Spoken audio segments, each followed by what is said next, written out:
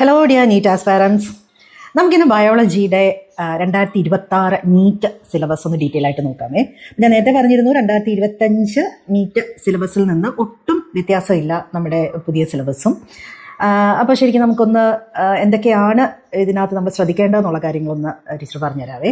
ഇപ്പോൾ ശരിക്കും നമുക്ക് 10 യൂണിറ്റ് ആണല്ലോ, +1 +2 ചേർത്തിട്ട് നമുക്ക് 10 യൂണിറ്റാണ് മൊത്തത്തിൽ നീറ്റ് ബയോളജി നമുക്ക് പ്രിപ്പയർ ചെയ്യേണ്ടത്. ഏകദേശം ഒരു 17 സുവോളജി ചാപ്റ്റേഴ്സും 17 ബോട്ടണി ചാപ്റ്റേഴ്സുമായിട്ട് വേണമെങ്കിൽ ഡിവൈഡ് ചെയ്യാം. പക്ഷേ നീറ്റിന് നമുക്കിപ്പോൾ അങ്ങനത്തെ അതിൻ്റെ ഒന്നും ആവശ്യമില്ല. കൊറോണ കാലഘട്ടത്തിലെ പോലെ സുവോളജി ബോട്ടണി എന്നൊരു വേർതിരിവ് അങ്ങനെയുള്ള ക്വസ്റ്റ്യൻ പാറ്റേൺ രീതികളോ അല്ലെങ്കിൽ സെക്ഷൻ എ സെക്ഷൻ ബി അങ്ങനെയുള്ള വേർതിരിവുകളോ ഒന്നുമേ ഇല്ല. നമുക്ക് വരുന്ന 90 ക്വസ്റ്റ്യൻസും എല്ലാം നമ്മൾ അറ്റൻഡ് ചെയ്യണം. ചോയ്സോ അങ്ങനത്തെ കാര്യങ്ങളോ ഒന്നും തന്നെ ഇല്ല എന്നൊക്കെ നിങ്ങൾക്ക് അറിയാം അല്ലേ.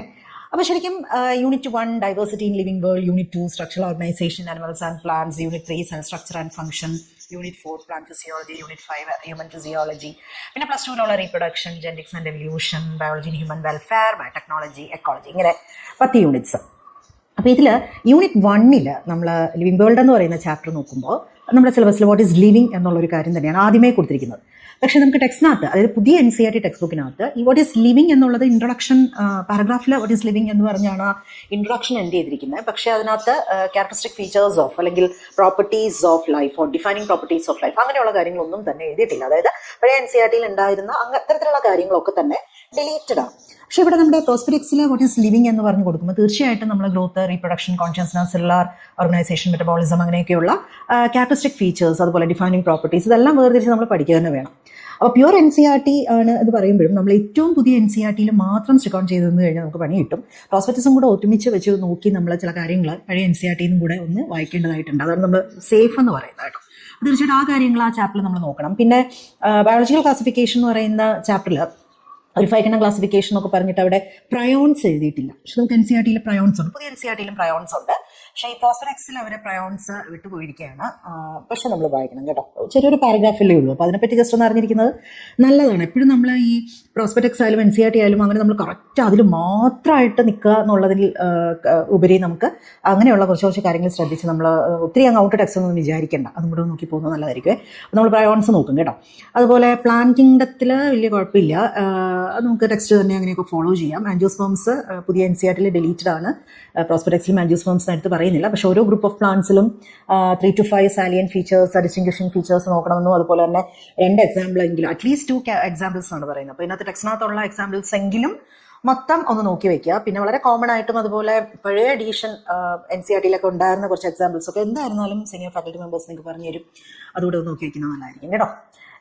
നമ്മൾ നീറ്റിന് പ്രിപ്പയർ ചെയ്യുമ്പോൾ വലിയ വലിയ സ്വപ്നങ്ങളുമായിട്ട് പ്രിപ്പയർ ചെയ്യുക. അതായത് എയിംസ്, ജിപ്മർ അതുപോലുള്ള ഇന്ത്യയിലെ ഏറ്റവും ടോപ്പ് മോസ്റ്റ് കോളേജുകളിൽ അഡ്മിഷൻ എന്നുള്ള രീതിയിൽ. അപ്പോൾ നമുക്ക് ഒരു ക്വസ്റ്റ്യൻ പോലും നമുക്ക് ഏറ്റവും വിലപ്പെട്ടതാണ്. ഒരു ക്വസ്റ്റ്യൻ പോലും വിട്ടുപോയി കഴിഞ്ഞ് കഴിഞ്ഞാൽ അല്ലെങ്കിൽ നമ്മൾ എഴുതി തെറ്റിച്ചാൽ നമ്മുടെ സ്വപ്നങ്ങളായിരിക്കും ചിലപ്പോൾ നമുക്ക് കൈവിട്ട് പോകുന്നത്. അപ്പോൾ അതുകൊണ്ട് നമ്മളെപ്പോഴും സേഫ് സൈഡ് നിൽക്കുക. ഓക്കെ. പിന്നെ നമ്മൾ യൂണിറ്റ് 2 മോർഫോളജി ആൻഡ് മോഡിഫിക്കേഷൻസ്. പക്ഷേ പുതിയ NCERTയിൽ modifications of stem, root, leaf അങ്ങനത്തെ കാര്യങ്ങളൊന്നുമില്ല. ഉറപ്പായിട്ട് അതെല്ലാം നമ്മൾ നോക്കുക തന്നെ വേണം NCERTയിൽ ഇല്ലെങ്കിലും. അപ്പോൾ അതിനൊക്കെ നമുക്ക് പഴയ NCERT യൂസ് ചെയ്യാവുന്നതാണ്. പിന്നെ ടിഷ്യൂസ് എടുത്ത് പറയുന്നുണ്ട്. പുതിയ NCERTയിൽ ടൈപ്സ് ഓഫ് ടിഷ്യൂസ് ഇല്ല. ടിഷ്യൂ സിസ്റ്റം മുതലാണ് കൊടുത്തിരിക്കുന്നത് അനാട്ടമിയിൽ. പക്ഷേ ടിഷ്യൂസ് എടുത്ത് പറയുന്നതുകൊണ്ട് തന്നെ നമ്മൾ ടിഷ്യൂസ് മുതൽ പോകും. പിന്നെ സെക്കൻഡറി ഗ്രോത്ത് നമുക്ക് അതിൻ്റെ ഒരു എന്താ പറയുക പ്രോസസ്സ് നമ്മൾ പഠിച്ചില്ലെങ്കിലും ഈ ടിഷ്യൂസ് എന്നുള്ളൊരു ടേം ഇവിടെ കൊടുത്തിരിക്കുന്നുണ്ട്. സെക്കൻഡറി ടിഷ്യൂസ് നമ്മൾ ഉറപ്പായിട്ട് പഠിച്ചാലേ പറ്റുള്ളൂ. കാരണം ടിഷ്യൂസിനെ പറയുന്നുള്ളൂ, പ്രൈമറി ടിഷ്യൂസ്, സെക്കൻഡറി ടിഷ്യൂസ് ഒരു വേർതിരിച്ച് പറയുന്നില്ല. അതുകൊണ്ട് സെക്കൻഡറി ഗ്രോത്തിൻ്റെ ആ ഒരു പ്രോസസ്സ് നമ്മൾ വലുതായിട്ട് പഠിച്ചില്ലെങ്കിലും സെക്കൻഡറി ടിഷ്യൂസ് തീർച്ചയായിട്ടും പഠിക്കുക കേട്ടോ. അപ്പോൾ അത് നമുക്ക് വേണം. പിന്നെ ഫാമിലി. അപ്പോൾ നമുക്ക് പുതിയ NCERTയിൽ സോളനേസിയ മാത്രമേ ഉള്ളൂ ഫാമിലി. പക്ഷേ പ്രോസ്പെക്ട്സിൽ നമുക്ക് ഫാമിലി സ്റ്റഡി സോളനേസിയെ പറയുന്നില്ല. അതുപോലെ പഴയ ടെക്സ്റ്റിനകത്ത് ലിലിയേസി ഉണ്ടായിരുന്നു, അതും പറയുന്നില്ല. ഇപ്പോൾ ഇവിടെ നമുക്ക് മാൽവേസി, ക്രൂസിഫെറേ, അതുപോലെ ലെഗുമിനോസെ, കമ്പോസിറ്റെ, ഗ്രാമിനെ അങ്ങനെയുള്ള ഫാമിലീസ് ഒക്കെയാണ് നമുക്ക് പഠിക്കാനുള്ളത്. 2025 നീറ്റിൻ സിലബസ് അത് തന്നെ അങ്ങനെ തന്നെയാണ് പറഞ്ഞിരിക്കുന്നത്. അപ്പോൾ നമ്മളത് എക്സ്ട്രാ പഠിക്കേണ്ടതായിട്ട് വരും. പിന്നെ അനിമൽ ടിഷ്യൂസ് നോക്കുമ്പോഴത്തേക്കും ഇവിടെ വീണ്ടും ഇൻസെക്ട് എന്ന് പറയുന്ന ബ്രാക്കറ്റിൽ ഫ്രോഗ് കൊടുത്തിട്ടുണ്ട്. അപ്പോൾ അതുകൊണ്ട് നമുക്ക് എന്താ ചെയ്യേണ്ടതെന്ന് വെച്ച് കഴിഞ്ഞാൽ ഇൻസെക്റ്റും ഫ്രോഗും അങ്ങ് പഠിച്ചേക്കാം. പുതിയ NCERTയിൽ ഫ്രോഗേ ഉള്ളൂ, കോക്രോച്ച് ഡിലീറ്റഡ് ആണ്. പക്ഷേ പഴയ NCERTയിൽ കോക്രോച്ച് ഉണ്ടായിരുന്നു. അപ്പോൾ അതുകൊണ്ട് ഇൻസെക്ട് എന്ന് ഇവിടെ കൊടുത്തിരിക്കുന്നതുകൊണ്ട് തന്നെ കോക്രോച്ച് ഒന്ന് നോക്കി വെക്കുന്നത് നല്ലതായിരിക്കും. ഫ്രോഗ് തീർച്ചയായിട്ടും നമ്മൾ പഠിക്കണം. അതുപോലെ തന്നെ നമ്മുടെ അടുത്ത യൂണിറ്റ് എന്ന് പറയുന്നത് സെല്ല്, അതുപോലെ സെൽ സ്ട്രക്ചർ. അപ്പോൾ അവിടെ നമുക്ക് 3 ചാപ്റ്റേഴ്സാണ്. 3 ചാപ്റ്റേഴ്സും അവിടെ ഡിലീഷനോ കാര്യങ്ങളോ അങ്ങനത്തെ ഒന്നുമില്ല. എല്ലാം കംപ്ലീറ്റ് ആയിട്ട് പഠിക്കുക എന്നുള്ളത് തന്നെയാണ് നല്ലത്.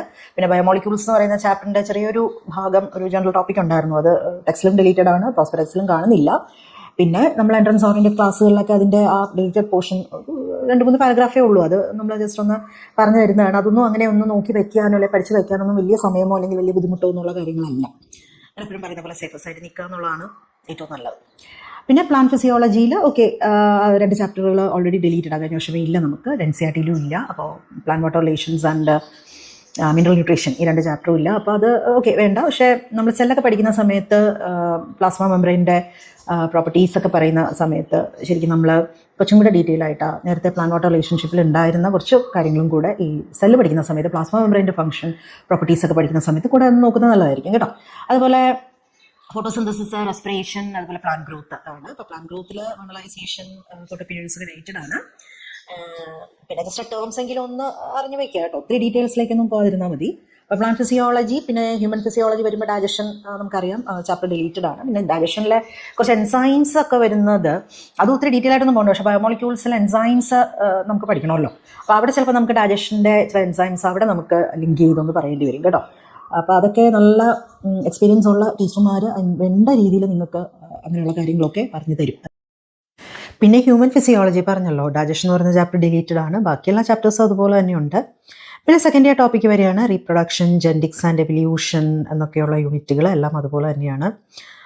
പക്ഷേ ഇതിനകത്ത് ജെനറ്റിക്സ് 1 ഒരു കാര്യം ശ്രദ്ധിച്ചായിരുന്നു. ഇതിനകത്ത് സെക്സ് ലിങ്ക്ഡ് ഇൻഹെറിറ്റൻസ് ഒക്കെ കൊടുത്തിട്ടുണ്ട്. അതുപോലെ തന്നെ ഓട്ടോസോമൽ ഡിസോർഡേഴ്സ്, മെൻഡേലിയൻ ഡിസോർഡേഴ്സിൽ അവർ സിക്കിൾ സെൽ അനീമിയ എഴുതിയിട്ടില്ല. Sickle cell anaemia, cystic fibrosis, phenylketonuria ഇതെല്ലാം ടെക്സ്റ്റിനകത്ത് മെൻഷൻ ചെയ്തിരിക്കുന്നതാണ്. അതുപോലെ തന്നെ ഈ സിക്കിൾ സെൽ അനീമിയൊക്കെ വളരെ ഡീറ്റെയിൽ ആയിട്ട് പടം വരച്ചൊക്കെ തന്നെയാണ് NCERT കൊടുത്തിരിക്കുന്നത്. അപ്പോൾ പ്രോസ്പെക്ടക്സിൽ ഇല്ല എന്ന് കരുതി ഒരിക്കലും നമുക്ക് സിക്കിൾ സെൽ അനീമിയ വിട്ടുകളയാൻ പറ്റില്ല. അപ്പോൾ അതാണ് ഞാൻ നേരത്തെ പറഞ്ഞത്. ഇപ്പോൾ പ്രോസ്പെക്ടക്സ് അതേപോലെ അത് മാത്രമേ പഠിക്കുള്ളൂ എന്ന് വെച്ച് കഴിഞ്ഞാൽ പ്രശ്നമാണ്. കാരണം മെൻഡേലിയൻ ഡിസോർഡേഴ്സ് എന്ന് എഴുതിയിട്ട് അതിനകത്ത് ഒരു ഹീമോഫീലിയ മാത്രമാണ് എഴുതിയിരിക്കുന്നത്. അപ്പോൾ അതുപോലല്ലോ നമ്മൾ അത് അല്ല താലസീമിയ മാത്രം എഴുതിയിരിക്കുന്നത്. അപ്പോൾ അതുപോലല്ലോ നമുക്ക് സിക്കിൾ സെൽ അനീമിയ, ഫിനൈൽകീറ്റോന്യൂറിയ ഇതെല്ലാം ഡീറ്റെയിൽ ആയിട്ട് NCERT അപ്പോൾ തീർച്ചയായിട്ടും അതൊക്കെ പഠിക്കാൻ തന്നെ വേണം കേട്ടോ. പിന്നെ അടുത്ത് ബയോളജി ഇൻ ഹ്യൂമൻ വെൽഫെയർ. അപ്പോൾ അതിൽ ഹെൽത്ത് ആൻഡ് ഡിസീസ് കൊടുത്തിട്ടുണ്ട്. അതൊക്കെ NCERT അതുപോലെ തന്നെ ഫോളോ ചെയ്യുക. പിന്നെ ഒരു ചാപ്റ്റർ ഡിലീറ്റഡ് ആണ്, strategies four enhancement in food production. പക്ഷേ അതിൽ ബയോടെക്നോളജി അതിൽ ടിഷ്യൂ കൾച്ചർ എന്ന് പറയുന്നൊരു പോർഷൻ ബയോടെക്നോളജി ആൻഡ് ഇറ്റ്സ് ആപ്ലിക്കേഷനിൽ ആഡ് ചെയ്തിട്ടുണ്ട്. അപ്പോൾ അതങ്ങനെ ബയോടെക്നോളജി 2 എന്ന് പറയുന്ന ചാപ്റ്ററിൽ ബയോടെക്നോളജി ആൻഡ് ഇറ്റ്സ് ആപ്ലിക്കേഷൻ എന്ന് പറയുന്ന ചാപ്റ്ററിൽ അത് അങ്ങനെ തന്നെ എടുത്ത് പറയുന്നുണ്ട്. അപ്പോൾ തീർച്ചയായിട്ടും നമ്മളത് ബയോടെക്നോളജി 2 പഠിപ്പിക്കുന്ന സമയത്ത് അല്ലെങ്കിൽ പഠിക്കുന്ന സമയത്ത് ടിഷ്യൂ കൾച്ചർ എന്നൊരു ടോപ്പിക്കും കൂടെ ഉണ്ട് എന്നുള്ളത് ഓർത്തിട്ട് വേണം നമ്മളത് പ്രിപ്പയർ ചെയ്യാനായിട്ട്. അപ്പോൾ അതിനകത്തിപ്പോൾ ഈ ബയോളജി ഇൻ ഹ്യൂമൻ വെൽഫെയർ എന്ന് പറയുന്ന യൂണിറ്റ് ഒരു പ്രോസ്പെക്ടക്സിൽ എഴുതിയിരിക്കുമ്പോഴത്തേക്കും ഹെൽത്ത് ആൻഡ് ഡിസീസ് കൊടുത്തിട്ടുണ്ട്. അതുപോലെ തന്നെ അസുഖങ്ങളുടെ അതൊക്കെ നമുക്ക് NCERT തന്നെ അങ്ങനെ തന്നെ ഫോളോ ചെയ്ത് പോകാം കേട്ടോ. പിന്നെ മൈക്രോബ്സ് ഇൻ ഹ്യൂമൻ വെൽഫെയർ അങ്ങനെയുള്ള കാര്യങ്ങളൊക്കെ അതുപോലെ 2 ചാപ്റ്റർ അതുപോലെ കൊടുത്തിട്ടുണ്ട്. പിന്നെ ബയോടെക്നോളജി ആൻഡ് ഇറ്റ്സ് ആപ്ലിക്കേഷൻ നമുക്ക് എന്തെങ്കിലും അങ്ങനെ ഒരു കൺഫ്യൂഷൻ്റെ ആവശ്യമില്ല. NCERT എന്തൊക്കെയാണോ ഉള്ളത് അത് അങ്ങനെ തന്നെ പഠിച്ചു വയ്ക്കാവുന്നതാണ്. ഞാൻ ഈ പറഞ്ഞ ടിഷ്യൂ കൾച്ചർ ആഡ് ചെയ്തിരിക്കുന്നു എന്നുള്ളൊരു കാര്യം ഓർത്താൽ മതി കേട്ടോ. പക്ഷേ ഇവിടെ ഇപ്പോൾ application of biotechnology in health and agriculture അവിടെ അഗ്രികൾച്ചറിനെ കൊടുത്തിട്ടുള്ളൂ. ഇവിടെ ബയോടെക്നോളജിയിൽ ടിഷ്യൂ കൾച്ചർ ഉണ്ടെന്നുള്ള രീതിയിൽ അവിടെ എഴുതിയിട്ടില്ല. പക്ഷേ പുതിയ NCERT നോക്കുന്നതുകൊണ്ട് തീർച്ചയായിട്ടും ടിഷ്യൂ കൾച്ചറും കൂടെ അതിനകത്ത് മറന്നു പോവാതെ പഠിച്ചോണം കേട്ടോ. ബാക്കിയൊക്കെ ബയോപേറ്റൻ്റ്, ബയോപൈറസി അങ്ങനെയുള്ള കാര്യങ്ങളെല്ലാം തന്നെ നമ്മളിതിനകത്ത് ആഡ് ചെയ്ത് പഠിച്ചോണം. പിന്നെ എക്കോളജി ആൻഡ് എൻവയോൺമെൻറ്റിൽ തീർച്ചയായിട്ടും ഓർഗാനിസം ആൻഡ് പോപ്പുലേഷൻ അവിടെ ചെറിയൊരു കൺഫ്യൂഷൻ ഉണ്ട്. ഇവരുടെ ഓർഗാനിസം ആൻഡ് എൻവയോൺമെൻറ്റ് കൊടുത്തിട്ട് പിന്നെ പോപ്പുലേഷൻ ഇൻട്രാക്ഷൻ നമ്മുടെ NCERT നോക്കുമ്പോഴും അതേ ചാപ്റ്റർ തുടങ്ങുന്ന പോപ്പുലേഷൻ ഇൻട്രാക്ഷനിലാണ്. അപ്പോൾ പോപ്പുലേഷനും അതുപോലെ ഓർഗാനിസവും അതുപോലെ തന്നെ അതിൻ്റെ environment, living environment, non living environment, അതുമായിട്ടുള്ള അഡാപ്റ്റേഷൻസ് ഇങ്ങനെയുള്ള കാര്യങ്ങളൊക്കെ ഡിലീറ്റഡ് ആണ് പുതിയ NCERT. പക്ഷേ പ്രോസ്പെക്ടക്സിൽ ഓർഗാനിസം ആൻഡ് എൻവയോൺമെൻറ്റ് എന്നൊരു ടേമാണ് അവിടെ കൊടുത്തിരിക്കുന്നത്. അപ്പോൾ ഓർഗാനിസത്തിനെ പറ്റിയും അത് എൻവയോൺമെൻറ്റ് പറയുമ്പോൾ അതിൻ്റെ എൻവയോൺമെൻറ്റിൽ അത് അഡാപ്റ്റേഷൻസ് കാണിക്കുന്നു എന്നുള്ളതും അത് അണ്ടർസ്റ്റുഡാണ്. അപ്പോൾ ആ ചാപ്റ്റർ പഠിക്കുമ്പോഴത്തേക്ക് നിങ്ങൾ പഴയ NCERT കൂടെ ഒന്ന് വെച്ചിട്ട് ആ അഡാപ്റ്റേഷൻസും കൂടെ ഒന്ന് നോക്കുന്നത് നല്ലതായിരിക്കും കേട്ടോ. അപ്പോൾ അതൊന്നും നമുക്ക് അങ്ങനെ ഒരുപാട് ടൈം നമ്മൾ അതിനകത്ത് യൂട്ടിലൈസ് ചെയ്യേണ്ട കാര്യവുമില്ല, അതിൻ്റെ ആവശ്യമില്ല. വളരെ സിമ്പിളായിട്ടുള്ള പോർഷൻസുമാണ്. നന്നായിട്ട് നിങ്ങൾക്ക് പഠിപ്പിച്ച് തന്നാൽ നന്നായിട്ട് ഫോളോ ചെയ്യാൻ പറ്റുന്നതാണ്. അപ്പോൾ അങ്ങനെ എന്തെങ്കിലുമൊക്കെ പഠിപ്പിച്ച് തരികയോ അല്ലെങ്കിൽ നിങ്ങൾ അതിൻ്റെ ക്വസ്റ്റ്യൻസ് നിങ്ങൾ ചെയ്യാൻ പറയുകയൊക്കെ ചെയ്യുമ്പോഴത്തേക്കും ഔട്ട് ടെക്സ്റ്റ് ആണ് അല്ലെങ്കിൽ ഔട്ട് സിലബസ് ആണ്, NCERT ഇല്ലല്ലോ അല്ലെങ്കിൽ നീറ്റിന് ഇല്ലല്ലോ എന്നൊന്നും നിങ്ങൾ വിചാരിക്കരുത്. കാരണം നമ്മുടെ ഈ പ്രോസ്പെക്ടക്സിൻ്റെ എല്ലാ കോർണേഴ്സും ഓരോ വേർഡും ഓരോ സെൻറ്റൻസും വളരെയധികം വ്യക്തതയോടെ കാര്യങ്ങൾ മനസ്സിലാക്കി ചെയ്യുക കേട്ടോ. എപ്പോഴും ഞാൻ പറഞ്ഞല്ലോ, നമ്മൾ ഒരു റിസ്ക് എടുക്കാൻ നമുക്ക് പറ്റത്തില്ല.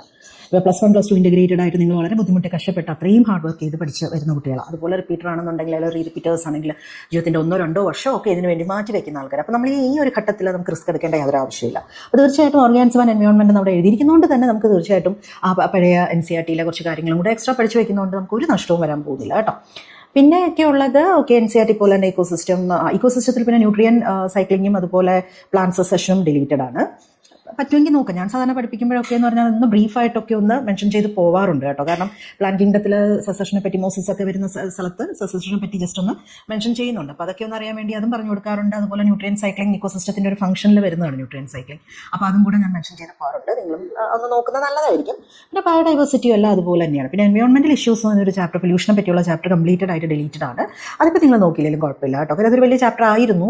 അത് തീർത്തും ആ ചാപ്റ്ററോടെ അത് ഡിലീറ്റഡ് ആയിരിക്കുന്നതുകൊണ്ട് തന്നെ നമുക്കത് വേണമെങ്കിൽ പൂർണ്ണമായിട്ട് നമുക്ക് ഡിലീറ്റ് ചെയ്തിട്ട് പഠിച്ചിട്ട് പോകാവുന്നതാണ് കേട്ടോ. അപ്പോൾ ഇത്രയൊക്കെയാണ് നമ്മുടെ biology prospect X-ray biology NEET syllabus 2026 NEET സിലബസിനെ പറ്റി നമ്മൾ മനസ്സിലാക്കി പഠിച്ച് പോകേണ്ടത് കേട്ടോ. അപ്പോൾ 2025 നീറ്റ് സിലബസിൽ നിന്ന് വലിയ വ്യത്യാസവും കാര്യങ്ങളൊന്നും ഇല്ല, ഒട്ടുമില്ല, അതേ കോപ്പിയാണ്. അപ്പോൾ അതുകൊണ്ട് തന്നെ നിങ്ങൾ ഇതുവരെ എന്താണോ സിലബസ് എന്ന് കരുതി നിങ്ങൾ പഠിച്ചു വന്നിരുന്നത്, എന്തൊക്കെ കാര്യങ്ങളാണോ നിങ്ങൾക്ക് റിവൈസ് ചെയ്യാൻ നിങ്ങൾ പ്ലാൻ ചെയ്തിരുന്നത്, അത് അങ്ങനെ തന്നെ പോട്ടെ കേട്ടോ. അങ്ങനെ തന്നെ കണ്ടിന്യൂ ചെയ്ത് പോട്ടെ. അതിനകത്ത് നിങ്ങൾക്ക് വലിയ വ്യത്യാസങ്ങളോ കാര്യങ്ങളോ ഒന്നും നിങ്ങൾ വരുത്തേണ്ട ആവശ്യമില്ല. ഓക്കെ, അപ്പോൾ കൂടുതൽ ക്വസ്റ്റ്യൻ ഡിസ്കഷൻസും കൂടുതൽ അപ്ഡേറ്റ്സും ഒക്കെ ആയിട്ട് ടീച്ചർ ഈ ചാനലിൽ വീഡിയോ ഇടുന്നതായിരിക്കും. അപ്പോൾ വീഡിയോ സബ്സ്ക്രൈബ് ചെയ്യുക. നിങ്ങൾക്ക് എന്തെങ്കിലും ഡൗട്ട്സോ കാര്യങ്ങളോ എന്തെങ്കിലും ഉണ്ടെങ്കിൽ കമൻറ്റ് ബോക്സിൽ കമൻറ്റ് ചെയ്യുക. ഓക്കെ, സോ അടുത്ത വീഡിയോ വരെ ബൈ.